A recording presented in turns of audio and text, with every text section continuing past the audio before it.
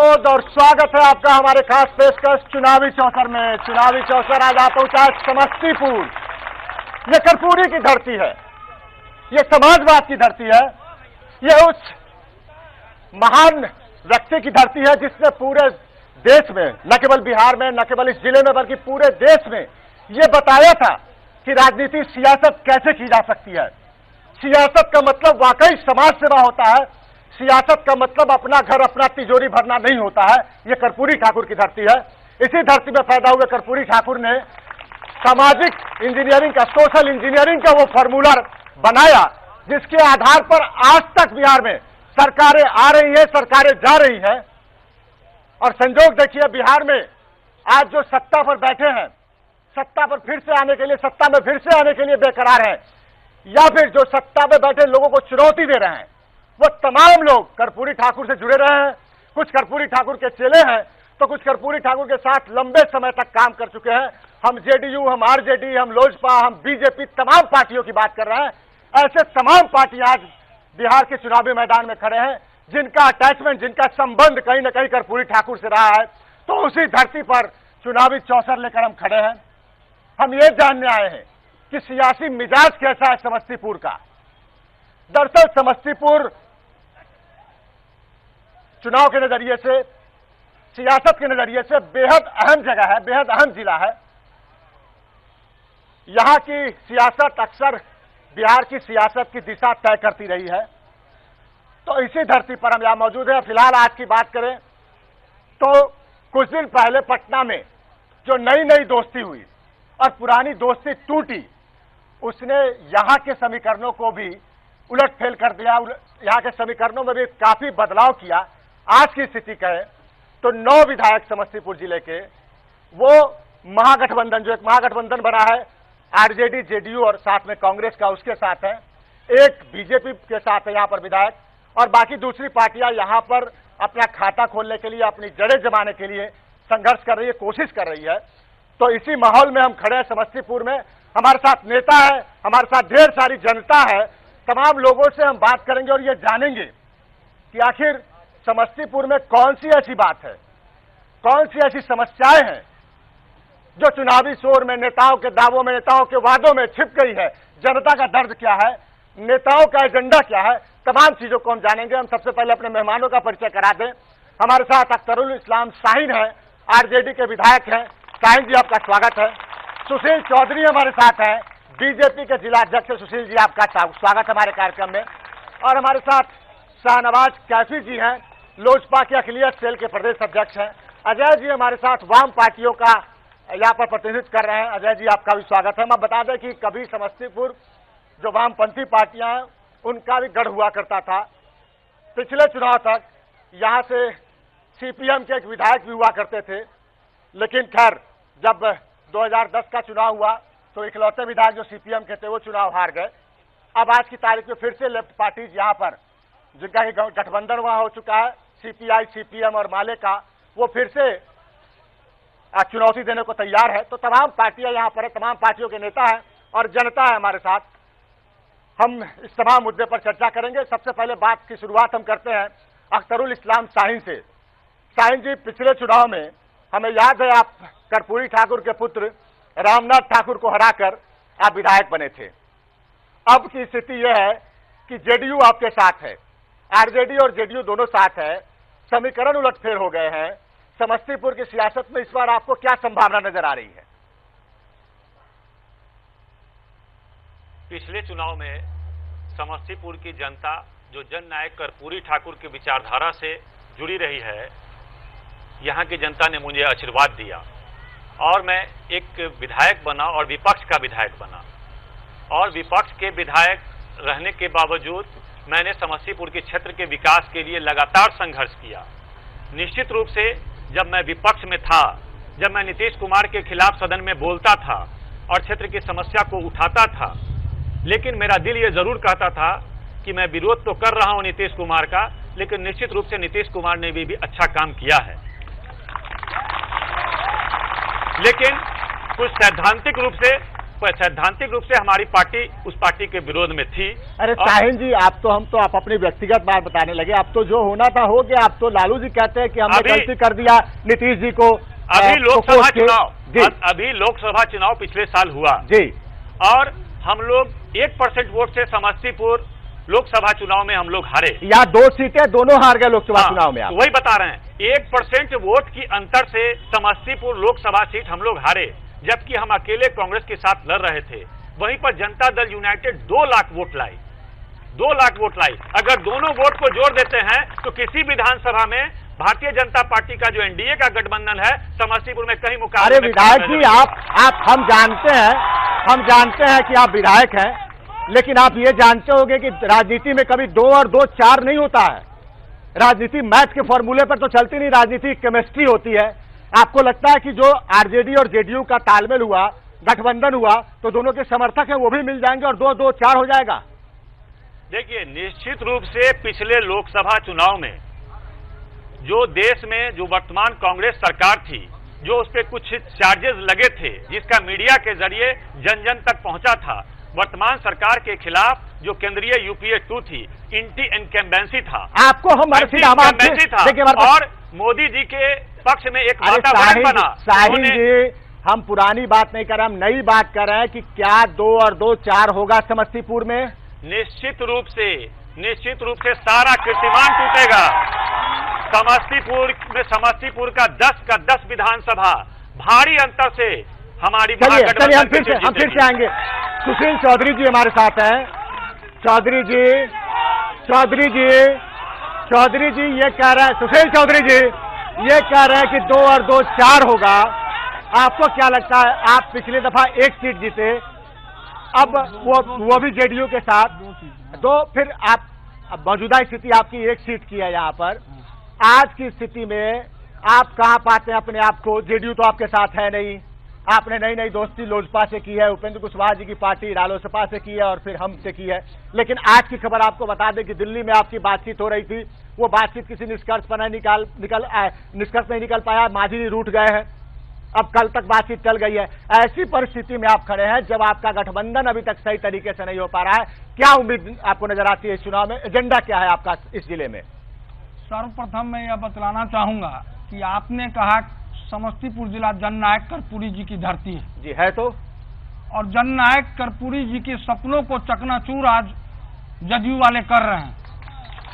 जिस प्रकार जननायक कर्पूरी जी ने जीवन पर्यंत कांग्रेस के विरोध में लड़ा और अपने जीवन की आहुति दी, और उसी के गोद में आज जदयू और राजद कांग्रेस की गोद में जननायक कर्पूरी जी के सपनों को चकनाचूर राजद और जदयू ने किया है। सुशील जी, आप समझदार आदमी हैं, आप जानते हैं कि बिहार में कांग्रेस कोई बहुत बड़ा फैक्टर नहीं है। आप कांग्रेस को मुद्दा बना रहे, कांग्रेस बड़ा फैक्टर है नहीं। कांग्रेस बड़ा फैक्टर नहीं है। हाँ? मगर जिस प्रकार जननायक कर्पूरी जी ने अपना जीवन की आहुति कांग्रेस के विरोध में लड़कर दिया, और आज उसी जननायक के जो अपने आप को स्वघोषित शिष्य कहते हैं, वो जननायक कर्पूरी जी की आत्मा आज करा रही होगी। आपका एजेंडा क्या है? मेरा एजेंडा विकास का है, सबका साथ सबका विकास। और हम लोग जिस प्रकार समस्तीपुर जिले के ऐसे नहीं, देखिए ऐसे नहीं होगा, ऐसे नहीं। आप इनको अपनी बात कहने दें। हाँ सुशील जी कंटिन्यू करें। अब तब हमारे समर्थक भी जब कोई बोलेंगे तो अरे सुशील जी कंटिन्यू नहीं, ऐसे नहीं। देखिए सारे पार्टी के लोगों को बोलने का मौका मिला है, आप इनको बोलने दीजिए। हमने विधायक जी को, हमारे समर्थक ने एक बार भी नहीं जवाब दिया। सुशील जी आप कंटिन्यू करें। इस तरह से जवाब दीजिएगा तो ये नहीं चल पाएगा। अरे सुशील जी कंटिन्यू करें, आप कंटिन्यू करें। हमारा कहने का मतलब है कि जिस प्रकार एनडीए ने समस्तीपुर जिला के 3 सीट पर विजय प्राप्त किया था, इस बार भी हम लोग सबका साथ और सबका विकास के लेकर 10 विधानसभा। चलिए हम आएंगे, हम फिर से आएंगे। अजय जी, आपकी वाम पार्टियों की, वाम गठबंधन की उम्मीद क्या है यहाँ पर? कभी आपके विधायक हुआ करते थे 2010 तक, अब तो रामदेव वर्मा भी हार गए। अभी एक तो हम लोगों से कहेंगे आप बोलने दीजिए, हम आपके पास आएंगे, हम आएंगे आपके पास, आप बोलने दीजिए। अजय जी क्या लगता है इस बार आपका जो वाम गठबंधन हुआ वो कुछ गुल खिला पाएगा यहाँ पे? पहले तो शांत होने दीजिए। आप बोले ये पब्लिक की मनोदशा है। मैं बता रहा हूँ कि बिहार के अंदर जो चुनाव हो रहा है, ये चुनाव मुद्दे के आधार पर हो रहा है और टीम जो गठबंधन बनी है, एक जो दिल्ली में राज चला रही है बीजेपी के नेतृत्व में, उसने ढेर सारे वादा किया था। 15 लाख काले धन का पैसा हर लोगों के खाते में हम जमा कर देंगे, महंगाई को हम रोकेंगे, भ्रष्टाचार को रोकेंगे। उसके गठबंधन ने जो वादा किया था लोकसभा चुनाव के अंदर, मैं समझता हूं कि इस 3 में से कोई चीज पूरा नहीं किया। 15 लाख के बदले 15,000 भी जमा नहीं कर पाए गरीबों के खाते में। आपका एजेंडा क्या है? मेरा एजेंडा है कि बिहार के अंदर आज भी बिहार की सच्चाई है, यहाँ 42 लाख से ज्यादा परिवार भूमिहीन हैं, जिनको घर बनाने के लिए जमीन चाहिए। और नीतीश जी जब मुख्यमंत्री बने थे, बिहार के अंदर डी बंदोपाध्याय आयोग का गठन किया था और उन्होंने कहा कि ये आयोग बताएगा कि कितनी जमीन मेरे पास है, वो जमीन बांटी जाएगी। और वो जमीन एक सेकेंड मैं जवाब दे दूं, 1 सेकेंड। डी बंदोपाध्याय कमेटी में आप यहाँ की लोकल समस्या बात करें, हम लोकल इशू पर बात करें। मैं आ रहा हूँ, मैं लोकल पर आ रहा हूँ। और बिहार के लेफ्ट की बात आपने किया, इसीलिए मैं लेफ्ट की बात में किया। गरीबों को घर बनाने के लिए जमीन चाहिए, सभी भूमिहीनों को। ये पहला चीज है। जब तक बिहार के अंदर भूमिहीन लोग रहेंगे, भूख से मरते लोग रहेंगे, बिहार का विकास नहीं होगा।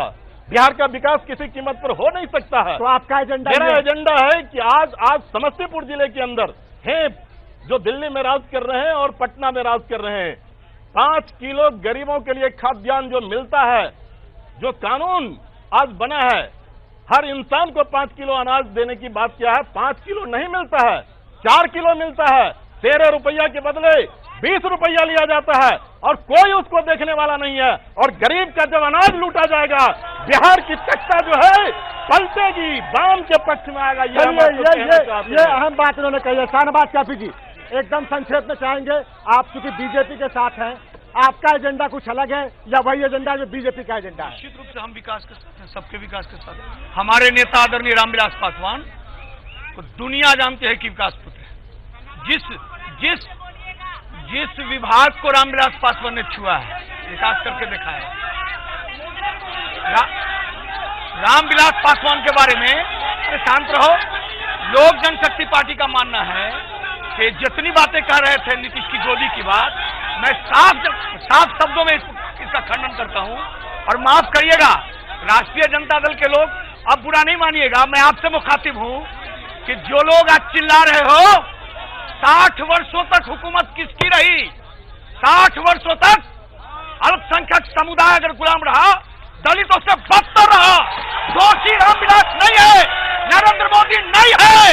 नरेंद्र मोदी 1.5 साल पहले आया है। हम पूछना चाहते हैं, मुसलमानों की स्थिति बदतर क्यों है? इस जिले में शाहीन बैठे, शाहीन ने रामनाथ ठाकुर को चुनाव हराया था और आज बताते हैं कि हम मिल गए हैं कर्पूरी ठाकुर की जमात में। हम ये कह के जाते हैं कि यह गठबंधन 10 का 10 लोक जनशक्ति पार्टी और भारतीय जनता पार्टी रालोसपा और हमारा जो समर्थन है निश्चित रूप से जीतेंगे। हमने साबित किया प्रमोद जी, 5 की 5 लोकसभा सीटें हमने जीती है। चलिए हम बता दें, ये नेताओं की बात थी, ये नेताओं की बात थी। जनता के बीच हमारे रिपोर्टर शशिभूषण मौजूद है। शशिभूषण, हम चाहेंगे जनता के जो सवाल हैं वो सवाल को ले, ताकि हम नेताओं से जवाब मांग सकें। सवाल शुरू करते हैं, अपना सवाल पूछ।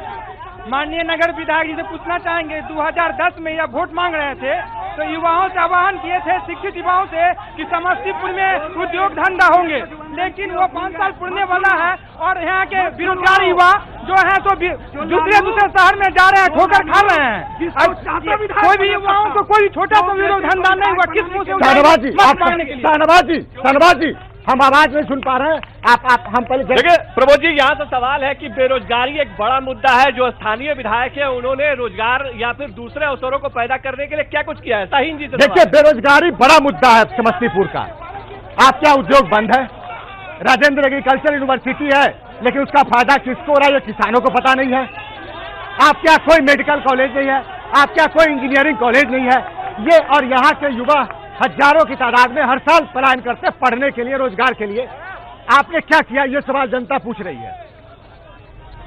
बिहार का मुद्दा नहीं है। मैं ये बता देना चाहता हूं कि बिहार में रोजगार के क्षेत्र में 7,000 करोड़ रुपया का निवेश हुआ है। दूसरी बात, मैं समस्तीपुर के बारे में बता देना चाहता हूं कि समस्तीपुर में पॉलिटेक्निक कॉलेज का शिलान्यास हो गया है, सारा काम शुरू हो रहा है। समस्तीपुर की हजारों जनता ने टीवी चैनल और पेपर के माध्यम से देखा। समस्तीपुर में मेडिकल कॉलेज नहीं था, विधानसभा में प्रयास किया, नीतीश सरकार ने उसको भी सहमति दे दी है। 500 करोड़ रुपया अलॉट भी हो गया है। एडमिशन की भी अनुमति हुई थी, जो सदर अस्पताल छोटा होने के कारण इस साल एडमिशन नहीं हुआ। तमाम क्षेत्रों में विकास के लिए प्रयास हो रहा है और अच्छा काम हो रहा है। आज लोग नीतीश कुमार के खिलाफ बोल रहे थे, वही नीतीश कुमार कल सुशासन बाबू कहलाते थे। यही साहेंगी मुद्दे से भटके नहीं। हम जनता की बात नहीं कर पाएंगे, जनता से वो बात करना। शशि, दूसरा सवाल ले। हमारे पास आगे की कतार में कुछ महिलाएं बैठी हैं यहाँ पे, इनसे हम सवाल लेते हैं। आप में से कोई सवाल करना चाहता है? क्या सवाल है आपका?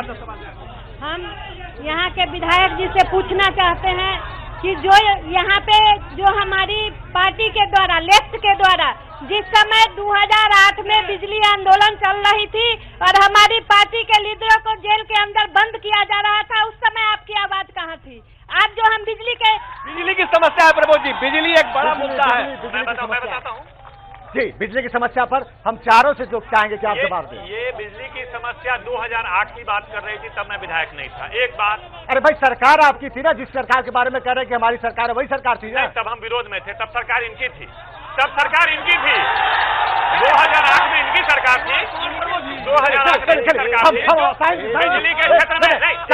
बिजली के क्षेत्र में पहले उनसे बात करना जो आंदोलन कर रहे थे। विधायक मैं एक बात बताना चाहता हूँ कि जहाँ तक रोजगार के अवसर का सवाल आपका नहीं, मैं पहले उसको मैं ऑपरेशन करना चाहता हूँ। समस्तीपुर में चीनी मिल बंद पड़ा हुआ था और सरकार में आने से पहले नीतीश जी ने वादा किया था कि बंद पड़े चीनी मिल को हम खोलेंगे, रोजगार के अवसर को हम देंगे। चीनी मिल को खोलने के लिए किसने मना कर दिया? कहां पर अड़चन है? सरकार जो है रोजगार देने के लिए कोई अवसर पैदा नहीं करना चाहती है और जो भी रोजगार के अवसर की बात हम कर रहे हैं। और बिजली के लिए तो मैं कह रहा हूं कि सही हमारे साथियों ने, लेफ्ट के लोगों ने, एमएल के लोगों ने, सीपीएम ने, सब लोगों ने संघर्ष किया था। हर लोगों को बिजली चाहिए, इमरजेंसी बिजली सिर्फ इमरजेंसी के लिए होनी चाहिए, हॉस्पिटल के लिए।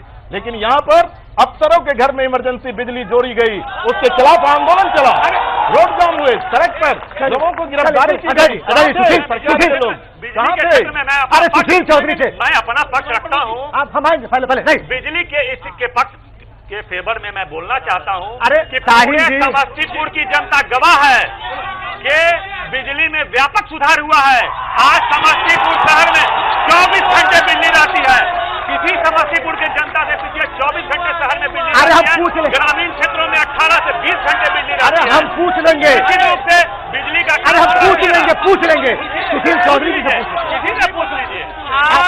आप बोले थे। हाँ, नीतीश जी ने वादा किया था बिजली नहीं आएगी तो मैं वोट मांगने नहीं आऊंगा, और आज ग्रामीण ऐसे हजारों गांव है समस्तीपुर जिले में जहां पर बिजली नहीं रहती है। बिजली ही नहीं, आप जिस विषय पर थे उद्योग की बात होती है, जिला में एक उद्योग नहीं लगा, एक भी चीनी मिल बिहार में। आप तो पूरे बिहार को जानते हैं।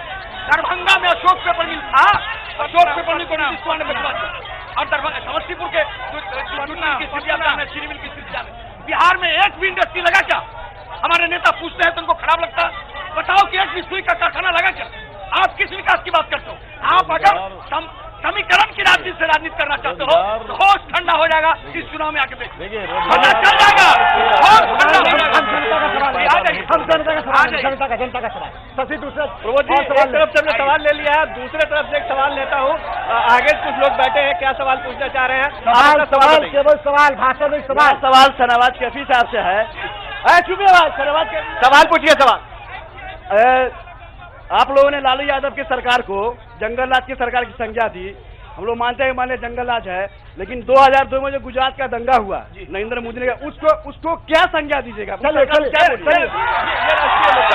जवाब सुनो ना, ये भी मेरे ही नेता का कलेजा था। 2002 में जब गुजरात से वापस आए, अब सुनो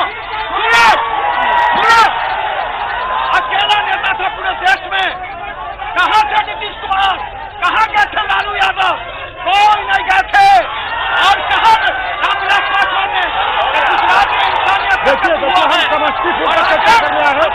हम समस्तीपुर देखिए, शांत रहो लोग। हम समस्तीपुर पर चर्चा करने आए हैं। गुजरात पर तो हम खूब चर्चा कर चुके हैं, पटना से लेकर दिल्ली तक चर्चा करते हैं। शशि दूसरा सवाल ले। सवाल पूछना चाह रहे हैं, हम उनसे सवाल पूछते हैं। एक व्यक्ति है जो बहुत देर से यहाँ पूछ रहे हैं, सवाल पूछिए। स्थानीय मुद्दे कौन कौन से? मेरा सवाल सुशील भाई से है।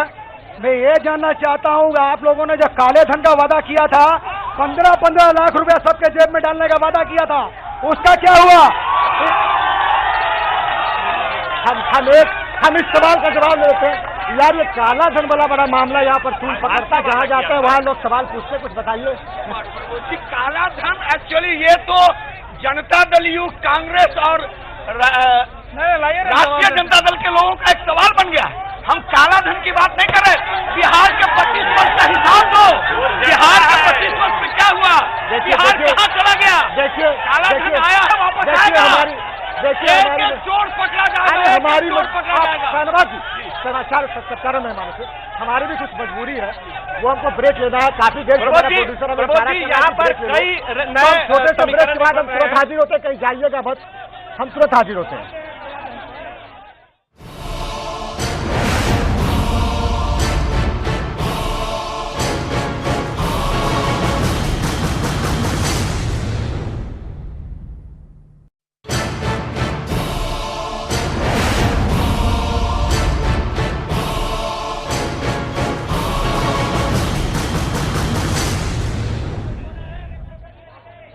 ब्रेक के बाद एक बार फिर से स्वागत है आपका हमारे खास कार्यक्रम चुनावी चौसर में। आप देख रहे हैं समस्तीपुर से हमारा सीधा प्रसारण।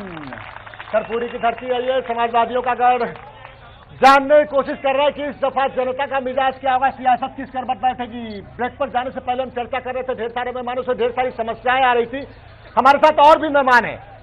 ये तो 4 लोग 4 पार्टियों को रिप्रेजेंट कर रहे हैं, लेकिन ऐसी भी पार्टियां इस दफे समस्तीपुर में अपनी ताकत दिखाने को तैयार है जिसका पहले कोई वजूद नहीं था, अस्तित्व नहीं था। ऐसी एक पार्टी है जन अधिकार पार्टी, पप्पू यादव की पार्टी।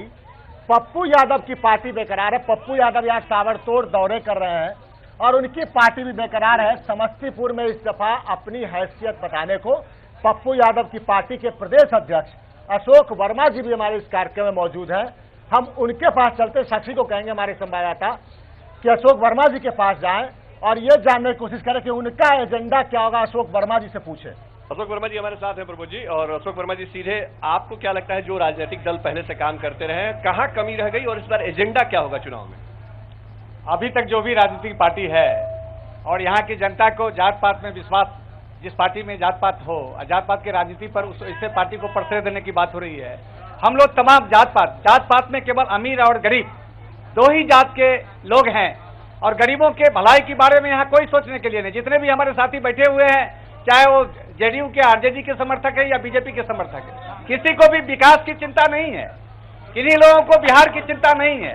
तमाम लोगों को केवल जो है, अगर नेता गलत करें, नेता आज इधर से उधर चले जाएं, उनके पीछे दौड़ के चले जाएंगे। ऐसे लोगों से बिहार का भला होने वाला नहीं। अशोक वर्मा जी, लोग कहते हैं पप्पू यादव विकास की बात करते हैं, सुशासन की बात करें, कानून व्यवस्था की बात करें, तो सबसे बड़ी हैरानी की बात यही होती है। नहीं, जिस पप्पू यादव के बारे में लोग बता रहे हैं, मैं उनसे जानना चाहता हूं कि उनको पप्पू यादव का असली चेहरा पता नहीं है। अगर आप बता दीजिए असली चेहरा, तो पप्पू यादव के बारे में देखिए, आज भी गरीबों के पास, गरीबों को अगर आंसू पोंछने का कोई आदमी काम करता है तो उसका नाम है पप्पू यादव, जिसके नतीजा है कि आज बिहार के तमाम जिला उनके पीछे चलने के लिए बद्ध है। और इस बार की राजनीति में निश्चित तौर पर जब तक जन अधिकार पार्टी के समर्थन से कोई भी बिहार में सरकार बनने वाली नहीं है, चाहे वो एनडीए का गठबंधन हो, चाहे महागठबंधन हो। चलिए अशोक जी, धन्यवाद। हम जनता का सवाल लीजिए। ये कह रहे हैं कि हम ऐसी ताकत बनेंगे कि हमारे बगैर कोई सरकार नहीं बनेगी। जनता का सवाल लीजिए। लगातार क्वेश्चन रेज कर रहे थे, उनको हम सीधे जोड़ते हैं अपने साथ। आप कोई सवाल पूछना चाह रहे हैं? जी, हमारी सवाल है ये बीजेपी से और एक महागठबंधन से। कि हमारी बिहार राज्य में जैसे शिक्षा की व्यवस्था है, उस शिक्षा व्यवस्था में जब नरेंद्र मोदी जी लोकसभा के चुनाव लड़ रहे थे, उस समय छात्रों की एजेंडा लेकर के आए थे, भ्रष्टाचार की सवाल लेकर के आए थे, और आज भारत की शिक्षा व्यवस्था WTO में गिरवी रखे हैं। और एक दूसरी, बिहार का एजुकेशन नहीं सुधरा है, यहाँ एजुकेशन एक मुद्दा है। एजुकेशन की बात ठीक कर रहे हैं। हम सुशील चौधरी जी से जवाब ले लें। हम सुशील चौधरी जवाब ले लें। सुशील चौधरी जी, आप इस समस्तीपुर में न कोई मेडिकल कॉलेज है, न कोई इंजीनियरिंग कॉलेज। ये कह रहे थे कि मेडिकल कॉलेज खोलने जा रहे हैं नीतीश कुमार, लेकिन उन्होंने जो कहा छात्रों को पढ़ने की व्यवस्था नहीं है। क्या है स्थिति? आप इसके लिए अपने आप को जिम्मेवार नहीं मानते हैं? नरेंद्र मोदी जब लोकसभा चुनाव में आए थे, ढेरों वादे करके गए थे, आज तक वादा पूरा नहीं हुआ।